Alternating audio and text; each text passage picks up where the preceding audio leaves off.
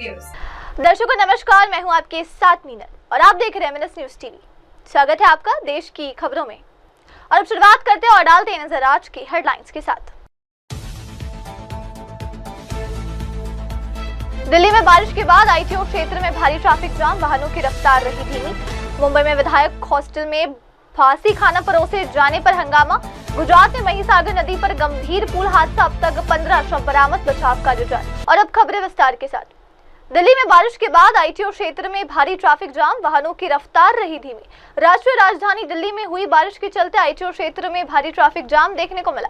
बुधवार सुबह से ही इस इलाके में वाहनों की रफ्तार काफी धीमी रही और कई मार्गों पर लंबा जाम लग गया। बारिश के कारण सड़कों पर जल भराव की स्थिति भी बनी रही, जिससे वाहन चालकों को खासी परेशानी का सामना करना पड़ा। दफ्तर जाने वाले लोगों को खास तौर पर ट्रैफिक की वजह से देरी हुई।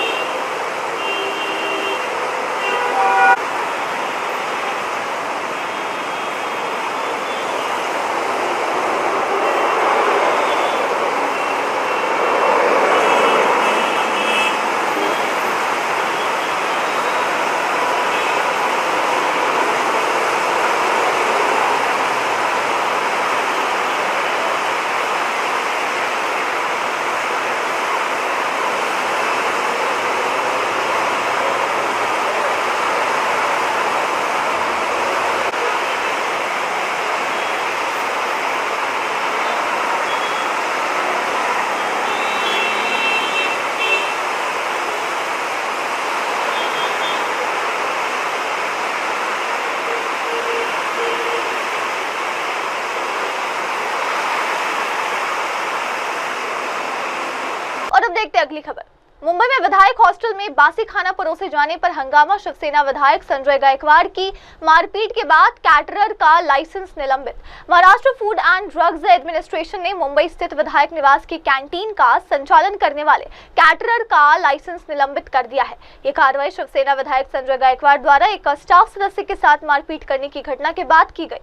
आरोप है कि कैंटीन में बासी और खराब खाना परोसा जा रहा था। विधायक संजय गायकवाड़ ने इस मामले पर प्रतिक्रिया देते हुए कहा कि मैं मानता हूं कि मेरा व्यवहार गलत था, लेकिन मेरा उद्देश्य सही था। लोगों को खराब खाना परोसा जा रहा था, अब ये बंद होगा। जो लोग विधानसभा में मेरे खिलाफ बोल रहे हैं, उनके समर्थक और स्टाफ भी मेरी बात का समर्थन कर रहे हैं। एकदम संतोषजनक है। देखो, मैं मैनेजर है, बताने रहा हूँ, व्यवस्था पकड़ने उनको मैनेजर के ऊपर दोपहर में कल कार्रवाई भी की, सस्पेंड भी किया है। वो वेटर नहीं था, पहली बात मैं स्पष्ट करूंगा। और मैंने उसको पूछ के दिखाकर बताया कि भाई आप मैनेजर हो और आप ये जब आप देख रहे हैं कि ये क्या हो रहा है, उसके बाद जो घटनाएं घड़ी। और मैं मानता हूँ कि मेरी मंजिल अलग थी, लेकिन मेरा रास्ता गलत था। लेकिन ये रास्ता अपनाने से मैंने मंजिल को पाया है, जिसका परिणाम होटल का लाइसेंस रद्द हो चुका है। और दूसरी बात कि आज लाखों लोगों के से ज़िंदगी से वो महाराष्ट्र के जो खेल रहे थे, आज उनको सबक अब मिल गया है। और आने वाले कल में जो हमारे महाराष्ट्र के लोग यहाँ जो खाना खाने के लिए आते हैं, उनकी जो ज़िंदगी से खेल रहा था, जो जहर उनको खिलाया जा रहा था, ये आने वाले कल में बंद हो जाएगा। जो लोग आज मेरे खिलाफ में विधानसभा में बोल रहे, ये बोल रहे, आज उनके भी पीए, उनके भी कार्यकर्ता आज दिल से मेरा समर्थन कर रहे कि नहीं, ये जो हुआ ठीक हुआ। आज 200-400 कंप्लेंट करने के बाद में 2-4 मीटिंग करने के बाद में नवीन शेट्टी के साथ मैं खुद 2-4 बार बैठा हूँ। ये सब समझाने के बाद में अगर कार्रवाई होती नहीं तो मैंने जो तरीका आजमाया वो भला ही मैं जानता हूँ कि वो मैंने गलत तरीके से गया, लेकिन वो जगह उसका जो निर्णय हुआ वो सही निर्णय हुआ। आज मेरे ऊपर जो लोग आरोप कर रहे हैं, मेरा उनसे सवाल है कि ये जो शेट्टी लोग साउथ से महाराष्ट्र में आए, आज महाराष्ट्र का इतिहास है कि सारे महाराष्ट्र का कल्चर खराब करने का काम साउथ के शेट्टी लोगों ने किया। पूरे साउथ का नाम नहीं ले रहा हूँ मैं, जो होटल बिजनेस वाले, डांस बार वाले, लेडीज़ बार वाले, होटल बाकी बार वाले, इन सब लोगों ने माहौल पूरे देश का खराब किया। बाला साहब ठाकरे जी ने भी इनके खिलाफ में मुहिम खोली थी। आज महाराष्ट्र का कल्चर खराब करने वाले, महाराष्ट्र के हमारे पूरे जवानों को लूटने वाले, हमारे जवानों को बर्बाद करने वाले इन लोगों के जो धंधे थे, इसकी वजह से ब्रेक लग जाए। और मेरा इन पार्टियों को भी सवाल है कि आप इन लोगों के खिलाफ में क्यों नहीं बोलते जिन्होंने हमारे महाराष्ट्र को बदनाम किया है, हमारे कल्चर को खराब किया। अब आप मेरे बारे में बोल रहे हैं, आप इनके भी बारे में बोलो ना। आइए बढ़ते अगली खबर की ओर। गुजरात में महिसागर नदी पर गंभीर पुल हादसा, अब तक 15 शव बरामद, बचाव कार्य जारी। गुजरात के गंभीर पुल हादसे में मृतकों की संख्या बढ़कर 15 हो गई।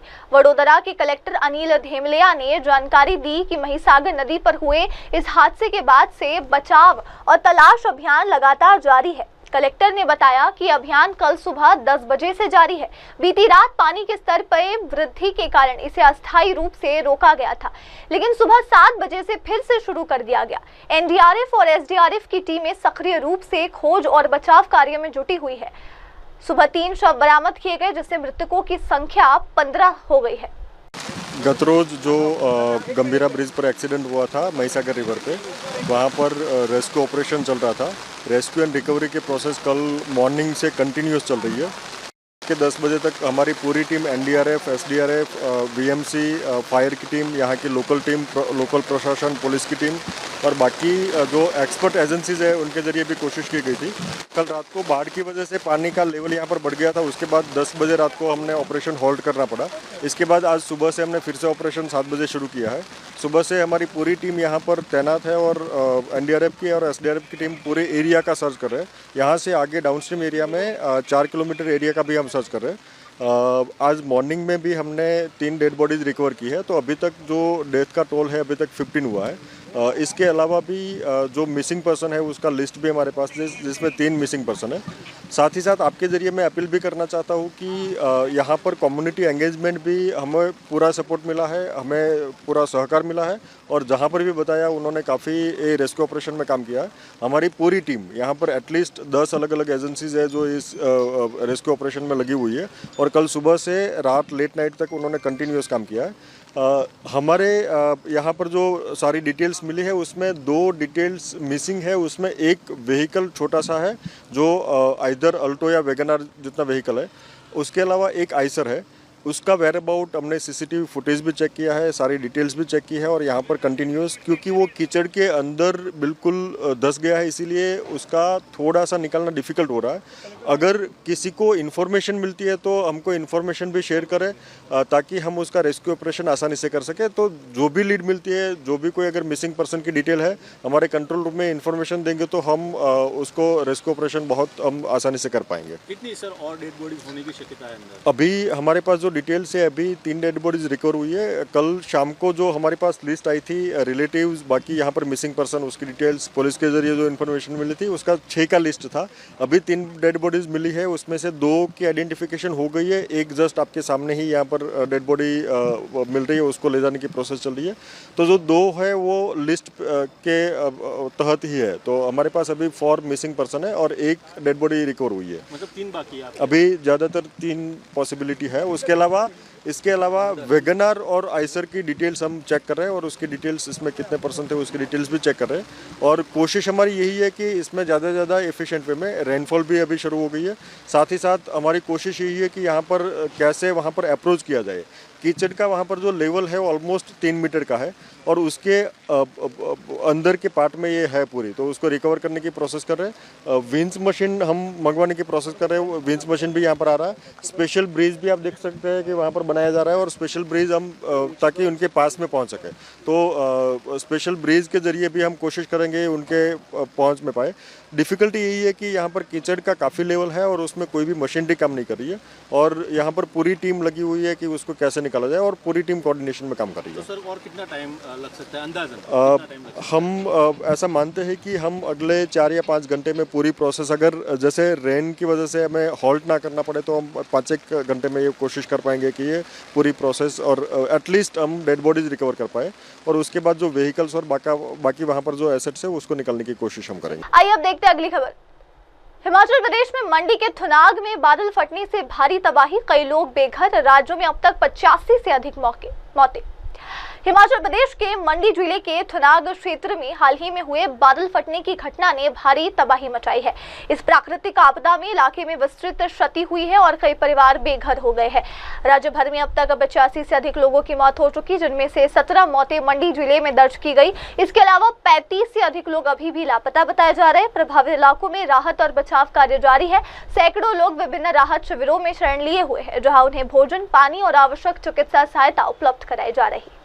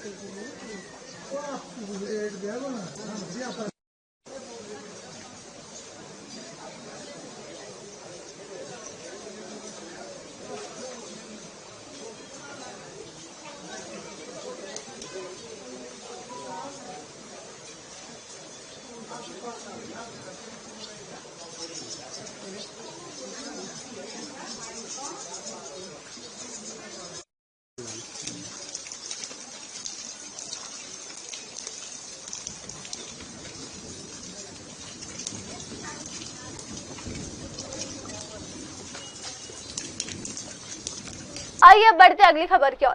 मुंबई में सिंदूर ब्रिज का उद्घाटन, कॉर्निक ब्रिज की जगह बना गया पुल, देवेंद्र फडणवीस का बयान। महाराष्ट्र के उप मुख्यमंत्री देवेंद्र फडणवीस ने रविवार को मुंबई में सिंदूर ब्रिज का उद्घाटन किया। ये पुल पुराने और क्षतिग्रस्त कॉर्निक ब्रिज की जगह पर बनाया गया है, जिसे सुरक्षा कारणों से पहले ही ध्वस्त कर दिया गया था।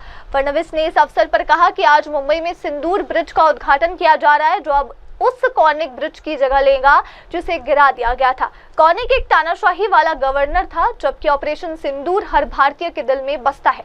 इसी भावना के साथ हमने इस पुल का नाम बदलकर सिंदूर ब्रिज करने का निर्णय लिया है। आज बहुत खुशी की बात है कि मुंबई में सिंदूर ब्रिज का उद्घाटन किया जा रहा है।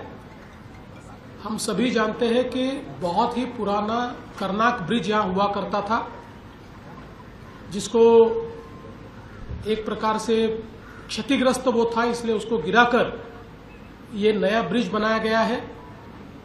कर्नाक ब्रिज का नाम सिंदूर ब्रिज इसलिए किया गया है कि कर्नाक ये ब्रिटिश गवर्नर थे, उन्होंने हिंदुस्तानियों पर बहुत अत्याचार किया। विशेष रूप से सातारा के प्रताप सिंह राजे छत्रपति या नागपुर के मुधोजी राजे, इनको अलग अलग प्रकार से षड्यंत्र में फांसने का प्रयास उन्होंने किया। कई लोगों को जान से मारने का काम उन्होंने किया।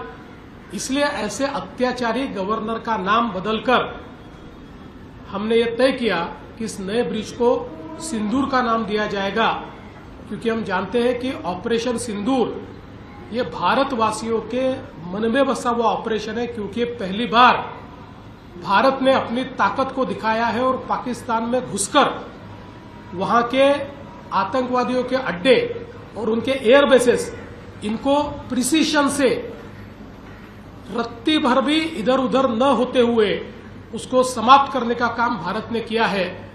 और हमारी ताकत क्या है, हमारी सामरिक शक्ति क्या है, ये भारत ने दिखाई है। इसलिए हम सबने मिलकर ये तय किया कि इसका नाम बदला जाए और इसको ऑपरेशन सिंदूर के नाम से सिंदूर ब्रिज के रूप में इसके आगे जाना जाए। हमारे प्रधानमंत्री माननीय नरेंद्र मोदी जी ने बार बार ये कहा है कि स्वतंत्रता के अमृत काल में गुलामी की निशानियों को मिटाकर हम अपनी निशानियों को प्रस्थापित करें। उसी सिलसिले को जारी रखते हुए मैं ऐसा मानता हूं कि आज का निर्णय लिया गया है।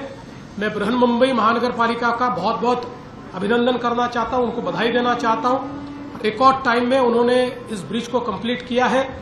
ये ब्रिज एक बहुत डिफिकल्ट सिचुएशन में यहां पर कंप्लीट करना था।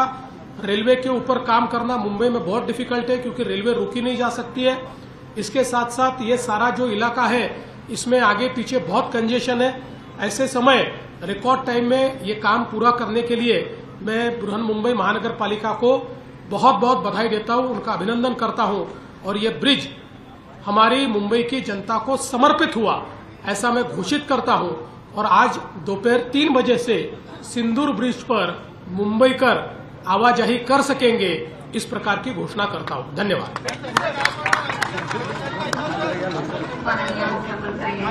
आइए अब देखते हैं अगली खबर। वडोदरा पुल हादसा, ये भाजपा सरकार की भ्रष्टाचार का नतीजा, इस उड़ान गढ़वी का बयान। गुजरात के वडोदरा जिले में महिसागर नदी पर स्थित गंभीर पुल के गिरने की घटना पर आम आदमी पार्टी के गुजरात प्रदेश अध्यक्ष इसुदान गढ़वी ने राज्य सरकार पर गंभीर आरोप लगाए हैं। गढ़वी ने कहा कि यह हादसा भाजपा सरकार की भ्रष्टाचार और लापरवाही का जीता जागता उदाहरण है। अगर मुख्यमंत्री राज्य नहीं संभाल सकते तो उन्हें इस्तीफा दे देना चाहिए। यह हादसा सरकार की उदासीनता और जवाबदेही की कमी का परिणाम है। बिल्कुल, देखो भाजपा के राज में अब लोग डर रहे हैं कि ब्रिज के नीचे खड़े रहे या ब्रिज से ऊपर चले। कल आपने देखा होगा जिस तरह से ये पादरा बड़ोदरा जो ब्रिज है वो पूरा कोलैप्स हुआ, और वो ब्रिज सिर्फ कोलैप्स ही नहीं हुआ है, पहली बार नहीं हुआ है। उससे पहले कई सालों से यहाँ के स्थानीय लोग कंप्लेन कर रहे थे, उनके वीडियो भी है, वो अधिकारियों से बात भी कर रहे हैं कि ये ब्रिज चलने लायक नहीं है, तो उस पर हैवी व्हीकल कैसे चल सकते थे। लेकिन ये भाजपा के भ्रष्टाचार का एक नमूना है, भाजपा की सरकार चलाने की जो अड़ावड़त है उसका नमूना है, और इसलिए ये मानव सर्जित हादसा है। ये कोई कुदरती हादसा नहीं है। ब्रिज कोलैप्स सिर्फ नहीं हुआ है, भाजपा की सरकार की लापरवाही की वजह से ये ब्रिज कोलैप्स हुआ, लोग मरे, 13 लोगों की मौत हुई है। क्या हम तब तक इंतजार कर रहे थे कि लोग यहां से पुल गिरे और लोग मरे और बाद में हम जांच बिठाए? और मुख्यमंत्री से अगर गुजरात नहीं संभल रहा है तो मुख्यमंत्री को रिजाइन दे देना चाहिए। यहां फुल टाइम अच्छे और सुसज्ज जो वहीवट कर सके ऐसे मुख्यमंत्री की जरूरत है। हमें ऐसे बिल्डरों की जरूरत नहीं है जो अपने धंधे में ध्यान दे। ये हो क्या रहा है गुजरात में, बार बार लोगों को परेशानी हो रही है। उतना ही नहीं, आप देखो कि जब जब ये वारदातें हो रही है, भाजपा वाले मंत्री या मुख्यमंत्री का ट्वीट और निवेदन आता है कि जांच कमेटी बिठाई जाएगी, चमरबंदी को छोड़ेंगे नहीं, लेकिन कोई जांच नहीं होती, कोई चमरबंदी पकड़ा नहीं जा रहा है। बस सिर्फ वो ही मानते कि 5 दिन में लोग मिल जाएंगे और फिर हम भाजपा को वोट देंगे। उनको अहंकार आ गया है। हालत तो तब है कि कल मुख्यमंत्री ने खुद ने ट्वीट किया कि 13 पिलर में से सिर्फ 1 पिलर टूटा, इसलिए इतने लोग मरे। यानी कि 22 पिलर तोड़ने के राह जोड़ रहे हैं क्या? और ये लोग मौत मतलब मृत्यु लोगों की हुई है, लोग हादसे में उनके परिवार पीड़ित है, और आप ये कह रहे हैं उनको बचाव कर रहे हैं। आपकी सरकार का जिम्मेदारी नहीं लेंगे आप कभी? आप जिम्मेदारी नहीं लेंगे? बस इतना सा ब्रिज का वो पिलर टूटा और ये हो गया। क्या मजाक है? ये मुख्यमंत्री की भाषा है क्या? बहुत ही दुख हुआ। गुजरात के सभी लोगों में दुख है, और गुजरात के लोग अब थक चुके हैं भाजपा की इस सरकार से। और इसी के साथ अब आगे बढ़ते हुए देखते हैं अगली खबर। एग्जाम 4 मिशन के pilot group captain Shubhanshu Shukla की वापसी की तारीख नजदीक, परिवार में उत्साह और गर्व का माहौल। अंतरिक्ष से धरती पर एग्जाम 4 मिशन दल की वापसी की तारीख नजदीक आ रही है। इस मिशन के पायलट और भारतीय वायुसेना के ग्रुप कैप्टन शुभांशु शुक्ला के पिता शंभू दयाल शुक्ला ने बेटे की वापसी को लेकर अपने भाव साझा किए। उन्होंने कहा कि हम सभी बहुत उत्साहित हैं, पूरा परिवार खुश है। हम भगवान से प्रार्थना करते हैं कि वो जल्द लौटे और सुरक्षित लौटे। ये हमारे लिए गर्व की बात है कि वो मिशन पूरा करके लौट रहे हैं। इसके लिए हम भगवान का धन्यवाद करते हैं। हम बहुत ही एक्साइटेड हैं। हम क्या, हमारा पूरा परिवार सभी लोग एक्साइटेड हैं, और बच्चा जितनी जल्दी से जल्दी आए हम यही ईश्वर से प्रार्थना करते हैं, और उसको यही दुआएं देते हैं कि वो अच्छी सक्सेसफुल जो है उनकी वापसी संभव हो। और ये हमारे लिए बहुत ही गौरव की बात है कि वो बच्चा हमारा मिशन पूरा करके वापस आ रहा है। इसके लिए हम ईश्वर को बहुत बहुत धन्यवाद करते हैं। लगभग कब तक आ जाएंगे? अब वो अप्रॉक्सीमेटली मतलब जो है 14 तक जैसे बताया, जैसे हमें भी सूचना है, अभी बच्चे के द्वारा कोई सूचना नहीं दी गई है। और ये है कि एटमॉस्फेयर जैसा भी होता है, अब वो एग्जाम 4 की तरफ से जो डेट डिसाइड होगी तभी हो पाएगा, क्योंकि वो सभी चीज़ें देखकर, जैसे इस यहाँ से जाने में 3-4 बार जो है उसको डिले किया गया था, ऐसे हो सकता है वहाँ से जो भी होगा एटमॉस्फेयर देखकर वो डेट तय करेंगे, उसी हिसाब से ही आएंगे। आपसे भी बात हुई होगी, तो उन्होंने क्या साझा किया आपसे? वहाँ सभी कुछ सही चल रहा है। उनका मिशन में जो भी कार्य दिए गए थे वो कार्य अपने कर रहे हैं, और सभी कुछ उनका जो है बिल्कुल टाइमली चल रहा है, बहुत सही हैं और स्वस्थ हैं बिल्कुल अच्छी तरह। वो उन्होंने अपने मिशन के बारे में जो भी था कि मतलब ये सब यहाँ ठीक ठाक चल रहा है, यहाँ कोई दिक्कत नहीं पा, और हम लोग बिल्कुल स्वस्थ हैं। जैसा बताया हमारे हालचाल हम लोगों के लिए उन्होंने, और अंदर का उन्होंने स्पेस के स्टेशन के अंदर का दिखाया, सोते कहाँ हैं, कहाँ रहते हैं, क्या करते हैं। बाहर का खिड़की से भी कुछ पोर्शन दिखाते हैं, जैसे धरती कैसी लगती है और सूर्य उदय होता है तो कैसा होता है, और सभी कुछ उसको बिल्कुल मतलब अच्छे तरीके जो हैं वो अच्छी तरह हैं। इसके लिए हम इसको बहुत बहुत कोटि कोटि धन्यवाद करते हैं। वहाँ खेती करते नजर आ रहे हैं, तस्वीर ऐसी रिपोर्ट्स आ रही है कि अब वो किसानी कर रहे हैं साथ ही अपने रिसर्च के दौरान। हाँ नहीं, तो वो जो मिशन में मतलब इनको जो दिए गए हैं वर्क दिए गए थे वो उनको लगभग ये है कि काफ़ी पूरा कर लिए हैं। अब थोड़ा सा जो बचा है उसको भी अभी समय है, उसमें सब पूरा कर लेंगे। टाइम से अपना जो है जो भी कार्य है पूरा समय से कर लिए, और उनके पास कोई काम समय की नहीं कमी है, ना तो किसी प्रकार की कोई दिक्कत हुई है। सब अपना काम बिल्कुल समय से कर रहे हैं, अच्छी तरह हो भी रहा है, सब कुछ सही चल रहा है। और अब अगली खबर। उत्तर प्रदेश में तुलसी माला की विभिन्न किस्में होती है। इसे पहनने से भोजन प्रसाद समान माना जाता है। दुकानदार का बयान। तुलसी माला को लेकर लोगों की आस्था और मान्यताओं के बीच एक स्थानीय दुकानदार ने बताया कि तुलसी माला विभिन्न गुणवत्ता में उपलब्ध होती है और इसका धार्मिक महत्व अधिकारित है। और दुकानदार ने कहा कि तुलसी मालाएं कई तरह की गुणवत्ता में आती है। जब कोई व्यक्ति तुलसी की माला पहनता है और कुछ खाता पीता है तो ये माना जाता है कि जो कुछ भी शरीर में प्रवेश करता है वो प्रसाद के समान पवित्र हो जाता है। तुलसी माला में अलग अलग क्वालिटी होता है। ये तुलसी माला का महत्व ये है कि आप गले में पहनोगे तो कुछ खाओ पियो प्रसाद बन के जाएगा, फिर देह भी शुद्ध रहेगा, कोई बड़ा बीमार भी नहीं होता है, और ठाकुर जी का भक्त भी बन जाओगा। आप ठाकुर जी का छप्पन भोग लगा लो और तुलसी पत्ता नहीं डालो तो वो ठाकुर जी स्वीकार नहीं करते। ऐसे प्रोग्राम में हम लोग ठाकुर जी का अगर भक्त बनना चाहे ना तो तुलसी माला कंठ में होना चाहिए, तिलक होना चाहिए। ये तुलसी का बहुत महत्व है। माला क्या करते हैं? देखिए हमारा पास 10 रुपए से लेके 10,000 रुपए तक की माला और सब अलग अलग क्वालिटी है। हम तो यहीं बैठता हूँ, यहाँ बाहर से भी बहुत लोग आता है, तो अलग अलग क्वालिटी होती है। ये देखिए हमने एक क्लियर से बनाया है, ये इधर ये मूर्ति है, ये करीबन 1 दिन लगता है बनाने, फिर ये जपने वाला है, ये गले वाला, ये सब मानो सब अलग अलग कारीगर भी है, और हम भी बनाता हूँ, हम मूर्ति बनाता हूँ राधा कृष्ण और कुछ जपने वाला, तो ये सब अलग अलग क्वालिटी है। तो हमारा भी जो क्वालिटी है अभी यहाँ तो ठाकुर जी के हर वही फल चलता है। इसका महत्व बहुत बड़ा महत्व है भैया, तुलसी माला का। ठाकुर जी इसके बिना भोग नहीं लगाते, भोग नहीं पाते, तो सबसे बड़ी बात है। और गुरु पूर्णिमा आ रही है तो गुरु लोग अपने शिष्यों के लिए कंठी देते हैं, तो उनको शिष्य बनाते हैं, ये महत्व है इसका, इसलिए ज्यादा बिक्री होती है तुलसी माला की। भैया 10 रुपए से लेकर हजारों रुपए तक की कंठी माला आती है भैया। कम से कम मान लो 3 से 4 महीना पहले इसकी तैयारी करनी पड़ती है। और हमारे पास में एक गांव है जेत गांव, जैसे हर जगह लाया गेहूं होता है, उस जगह तुलसी पैदा होती है, तो वहां से बनाने की तैयारी होती है। और कम 3 से 4 महीने पहले तैयारी करते हैं, बहुत स्टॉक रखना पड़ता है, बहुत बिकती है ये। तुलसी की माला धारण करने से सबसे बड़ी पहली बात तो ये कि ठाकुर जी इसके बगैर भोग नहीं पाते। सबसे बड़ी बात यह है कि अगर तुलसी कंठी माला गले में है तो इससे चमके जाएगा तो समझो अमृत हो गया। और तुलसी का बहुत बड़ा महत्व होता है, और तुलसी गले में है तो ये समझो कि सबसे बड़ी बात इसकी एक महिमा है कि ये कभी अशुद्ध नहीं होती।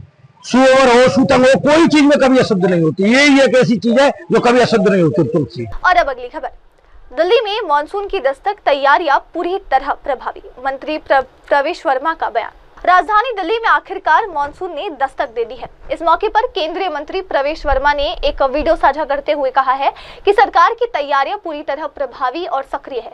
प्रवेश वर्मा ने वीडियो के साथ संदेश में कहा कि दिल्ली में मानसून आ चुका है और हमने इसकी पूरी तैयारी पहले से कर रखी है। जल भराव, ट्रैफिक और अन्य समस्याओं से निपटने के लिए सभी विभाग पूरी मुस्तैदी से काम कर रहे हैं। दिल्ली में मानसून आ गया है, मानसून का स्वागत है और आप देख सकते हैं कि कितनी तेज बारिश हो रही है और कितनी तेजी से ये पानी मिंटो ब्रिज की तरफ जा रहा है। मैं इतनी तेज बारिश में मिंटो ब्रिज की तरफ जा रहा हूं जहां पर आपको हमेशा बसें डूबती हुई दिखाई देती थी। तो ये सारा पानी मिंटो ब्रिज की तरफ जाता है, दोनों साइड से, सीपी की तरफ से भी और नई दिल्ली रेलवे स्टेशन की तरफ से भी, दीनदयाल उपाध्याय मार्ग की तरफ से भी। ये मिंटो ब्रिज है, ये हमारा पंप स्टेशन है, पीडब्ल्यूडी का पंप स्टेशन है। यहाँ पे आपको दिखाई दे रहे हैं ऑपरेटर छाता लेकर बाहर निकलकर, सारे हमारे पंप ऑपरेटर एकदम अलर्ट हैं। और ये पानी देखिए कितनी तेजी से जाता है मिंटो ब्रिज की तरफ में, दोनों तरफ से। और हर साल आपको यहाँ की पिक्चर दिखाई देती थी, अब मैं आपको दिखा रहा हूँ। ये सामने मिंटो ब्रिज है, देखिए गाड़ी कितने आराम से निकल रही है, कोई पानी नहीं भरा। पिछले 1 घंटे से बारिश हो रही है, बस देखिए कैसे निकल रही है। ये मैं आपको मिंटो ब्रिज का लाइव पिक्चर दिखा रहा हूं। बिल्कुल 1 इंच भी पानी नहीं है। ये बिल्कुल मिंटो ब्रिज के नीचे का पिक्चर है, 1 इंच भी पानी नहीं है। ट्रैफिक कितना स्मूथली निकल रहा है। और पानी का भाव आपने देखा, पीछे से हम आ रहे थे तो भी पानी का भाव पूरा था। और ये सीपी की तरफ से, अभी हम आगे सीपी आ जाता है तो सीपी की तरफ से भी पानी का भाव पूरा मिंटो ब्रिज पर जाता है, और दीनदयाल उपाध्याय मार्ग की तरफ से भी। ये इस पूरे एरिया का लो पॉइंट है। तो दिल्ली सरकार ने 4 महीना से दिल्ली में जितने भी वाटर लॉगिंग के पॉइंट्स थे, सभी एक एक पॉइंट के ऊपर में खुद जाके वहाँ पे खड़े होकर, हमारी मुख्यमंत्री जी ने, हमारे एलजी साहब ने, सारे मंत्रियों ने, सबने जाकर एक एक पॉइंट पर उसको ठीक करने का प्रयास किया है। आइए अब बढ़ते हैं अगली खबर की ओर। केरल विश्वविद्यालय के बाहर DYFI और AISF का प्रदर्शन, राज्यपाल पर राज्य वित्त पोषित विश्वविद्यालयों के भगवाकरण का आरोप। Democratic youth federation of India और ऑल इंडिया स्टूडेंट्स फेडरेशन के सदस्यों ने केरल विश्वविद्यालय के बाहर जोरदार प्रदर्शन किया। ये प्रदर्शन केरल के राज्यपाल राजेंद्र अल्लेरकर के खिलाफ किया गया, जिन पर प्रदर्शनकारियों ने आरोप लगाया कि वे राज्य वित्त पोषित विश्वविद्यालयों का भगवाकरण करने का प्रयास कर रहे हैं। प्रदर्शनकारियों का आरोप है कि राज्यपाल, जो विश्वविद्यालयों के कुलाधिपति भी है, शैक्षणिक स्वायत्तता में हस्तक्षेप कर रहे हैं और विश्वविद्यालयों को एक राजनीतिक एजेंडे के तहत संचालित करने की कोशिश कर रहे हैं।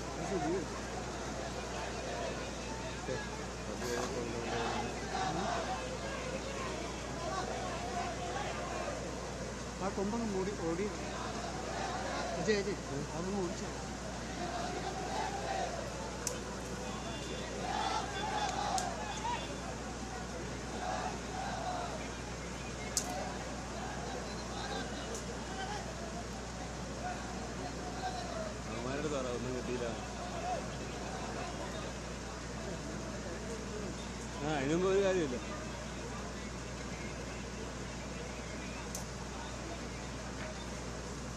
ഒരു കാര്യമില്ല അവിടെ വന്നിട്ട്.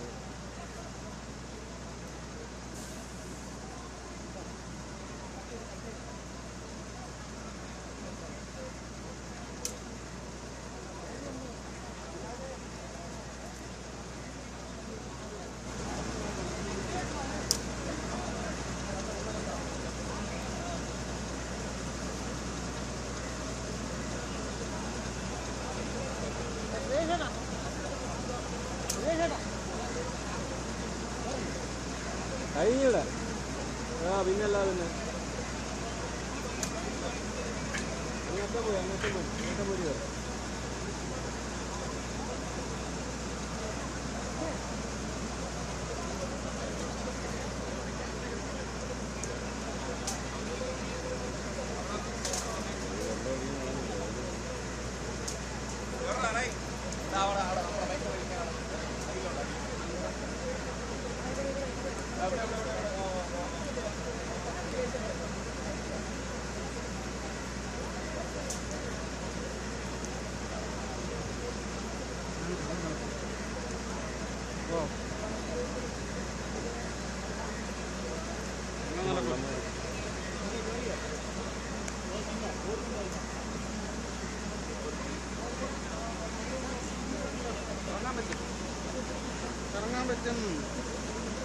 കൊടുക്കല്ലോ.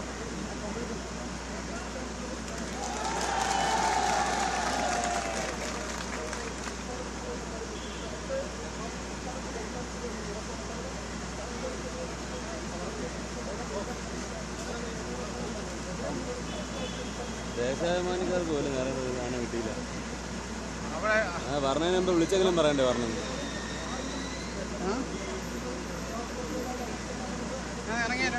ഇതാണോ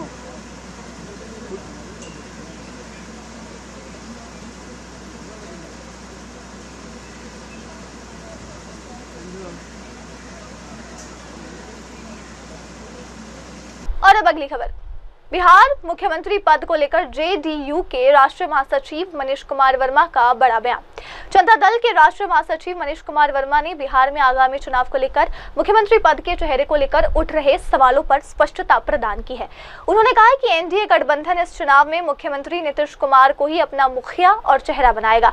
मनीष कुमार वर्मा ने कहा कि आप गठबंधन के सभी नेताओं की बात सुन सकते हैं, सब यही कहते हैं कि NDA इस चुनाव में मुख्यमंत्री चेहरे के रूप में नीतीश कुमार को ही उतारेगा। वो इस गठबंधन का प्रतीक और नेतृत्व करता है। बिहार में मुख्यमंत्री पद को लेकर कोई खाली स्थान नहीं है। आप देखिए, गठबंधन के सभी साथियों की बात देख लीजिए, सबने कहा है और सबने ये माना है कि ये चुनाव माननीय मुख्यमंत्री नीतीश जी के चेहरे पे ही लड़ा जाएगा। तो ये गठबंधन का चेहरा नीतीश कुमार जी है। और कई लोगों का आपने बयान भी सुना कि सीएम के पद पर कोई वैकेंसी नहीं है। हम लोग के यहाँ सीएम के पद पे कोई वैकेंसी नहीं है और सबका एक मानता है कि चुनाव इनके नेतृत्व में लड़ा जाएगा और आगे भी जो माननीय मुख्यमंत्री जी वही सीएम फेस होंगे। देखिए, प्रशांत किशोर जी शुरू से ही काफी बड़ा क्लेम करते रहे, ये उनकी आदत रही है। या उन्होंने रणनीतिकार के तौर पे काम किया हो या कहीं भी किसी जगह काम किया तो बड़े दावे करते हैं, बड़ी बातें करते हैं। तो खैर उनकी बात है, उनका स्टाइल है, वो करते हैं, हमको उनसे क्या लेना देना है। अब देखिए कि पिछला जो हम लोगों ने चुनाव लड़ा, जब बाई इलेक्शन हुए 4 सीटों पे चुनाव हम लोग लड़े, बहुत बड़े दावे किए गए कि ये हो जाएगा वो हो जाएगा, लेकिन चारों की चारों सीटें एनडीए गठबंधन ने जीती और बढ़िया से जीती। प्रशांत किशोर जी का दावा जो था वो तो आपने देखा ही, वो ऐसे ही रह गया। तो उनके दावे जो रणनीतिकार के तौर पे उन्होंने किया, बहुत जगह दावे किए हैं। एनडीए के हमको लगता है कि पिछला जो लोकसभा का चुनाव हुआ उसमें भी उनका बहुत सारा दावा हुआ। क्या उसका परिणाम निकला लोग जानते हैं। हिमाचल के रूप में, हिमाचल का जब चुनाव हो रहा था वहां भी दावे किए गए। तो दावे वो करते रहते हैं और बड़ी बात क्लेम बहुत बड़ा करते हैं। ये उनका स्ट्रैटेजी का पार्ट है। मुझे उनसे कुछ नहीं कहना, उनके स्ट्रैटेजी जनता देख रही है, उनके चीजों को जनता महसूस कर रही है। तो एक तरफ से नीतीश जी का जो है, जो जिस तरह से उन्होंने कहा है, 20 सालों में उन्होंने जो कमिट किया है जनता से, उसको जनता को डिलीवर किया है। तो यहाँ पर क्रेडिबिलिटी की बात होती है। यदि हम दावे करते हैं तो उसको पूरा करते हैं कि नहीं करते हैं। आप देखिएगा नीतीश जी का और एनडीए की सरकार का जो पिछले 20 वर्षों से चल रही है, उन्होंने जो कहा है, जो प्रॉमिस किया है जनता के साथ, वो सभी। और अब बढ़ते अगली खबर पर। राजेंद्र नगर में हुई त्रासदी के बाद एलजी विनय कुमार सक्सेना ने आराम लाइब्रेरी का शुभारंभ किया। दिल्ली के उपराज्यपाल विनय कुमार सक्सेना ने राजेंद्र नगर में हाल ही में हुई दुखद घटना का जिक्र करते हुए कहा कि 3 बच्चों की जान लेने वाली उस घटना के बाद ये निर्णय लिया गया था कि डीडीए के कम उपयोग हो रहे कम्युनिटी सेंटरों को पुस्तकालयों में बदला जाएगा। उन्होंने बताया कि राजेंद्र नगर में पहला ARAM लाइब्रेरी शुरू किया गया है, जहाँ अब कई बच्चे पढ़ाई कर रहे हैं और वे इससे बहुत संतुष्ट है। आज हम दूसरी ARAM लाइब्रेरी का उद्घाटन कर रहे हैं और जल्द ही 2 और पुस्तकालय का भी लॉन्च किया जाएगा। आपने देखा होगा कि राजेंद्र नगर में एक बहुत दुखद घटना घटी थी, जिसमें 3 बच्चों ने अपनी जान खो दी और बेसमेंट में पढ़ा करते थे। उसके बाद से ये डिसाइड किया गया कि हम जो डीडीए के जितने भी कम्युनिटी सेंटर्स हैं जहां पर उसका यूज़ बहुत कम है, उनको लाइब्रेरी में कन्वर्ट करेंगे। पहली लाइब्रेरी हम लोगों ने राजेंद्र नगर में इनॉग्रेट की थी, अगर शायद आप लोगों ने देखी हो। आज उस लाइब्रेरी में बहुत सारे बच्चे पढ़ रहे हैं और दे आर वेरी सेटिस्फाइड। ये आज दूसरी आरएम लाइब्रेरी की शुरुआत हो रही है और उसके बाद 2 और लाइब्रेरी जो बन रही हैं उनको भी हम शुरुआत करेंगे। मकसद ये है कि बच्चे जो बाहर से आते हैं यहाँ दिल्ली में पढ़ने के लिए, उन्हें एक बहुत अच्छा एटमॉस्फेयर मिले पढ़ने के लिए, ना कि बहुत ज़्यादा पैसा दें, एक्सप्लॉयटेशन हो उनका और उसके बाद वो यहाँ से परेशान होकर जाएं। दिल्ली नेशनल कैपिटल है देश की, यहाँ हमारी कोशिश होनी चाहिए कि हर सुविधा बेस्ट हो और उसी सीरीज़ में आज ये दूसरी आरएम लाइब्रेरी का इनॉग्रेशन हुआ है। इसमें इनरोलमेंट के लिए पहले से ही भी बहुत सारी एप्लीकेशंस आ गई हैं। आज 2 बच्चों को इनरोलमेंट का कार्ड दिया गया है और हमारी कोशिश होगी कि यहाँ जितने भी बच्चे इनरोल हों उन सबको एक ऐसा एटमॉस्फेयर मिले जहाँ वो पढ़ें और इस देश की जो नींव होती है सिविल सर्विस, उसमें क्वालिफाई करें। यहाँ पर एक कैंटीन का भी निर्माण किया गया है।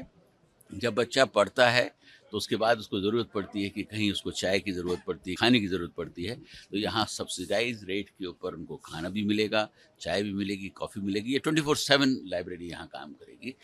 एयर कंडीशनड है, पानी की भी बहुत अच्छी सुविधा है और मुझे यकीन है कि इस लाइब्रेरी से जो बच्चों का फ्यूचर है और बेहतर। 6 का भी हमारा प्लान है, 2 ये हमने खोल दिया और इस महीने में हम करीब 2 और जो है इनॉग्रेट करेंगे, ऐसा हमारे पास प्लान। ये बहुत ही शुभ दिन है, माननीय मुख्यमंत्री जी भी हमारे साथ हैं और आप देख रहे हैं कि उनकी पूरी टीम भी है और जब से उन्होंने चार्ज संभाला है दिल्ली में जो है कहना चाहिए कि डेवलपमेंट की एक बहार आ गई है और इस तरीके के काम हम करते रहेंगे सब मिलजुल कर और दिल्ली को एक स्वच्छ दिल्ली देने का जो हमारा प्रयास है जिसमें मुख्यमंत्री जी लगी हुई हैं उसको देने में सफल होंगे। आइए बढ़ते अगली खबर की ओर। राहुल गांधी का ईसी-आरएसएस पर हमला। कांग्रेस नेता राहुल गांधी ने बुधवार को पटना महागठबंधन में शामिल हुए। बिहार में वोटर लिस्ट स्क्रीनिंग को लेकर विपक्षी पार्टियां विरोध कर रही है। राहुल गांधी ने आरोप लगाया है कि 2024 के महाराष्ट्र विधानसभा चुनावों में भारतीय जनता पार्टी को लाभ पहुंचाने के लिए धांधली की गई थी। केंद्र की राष्ट्रीय जनतांत्रिक गठबंधन सरकार इस साल के अंत में होने वाले बिहार चुनावों में भी ऐसा करना चाहती है। हम इसे होने नहीं देंगे।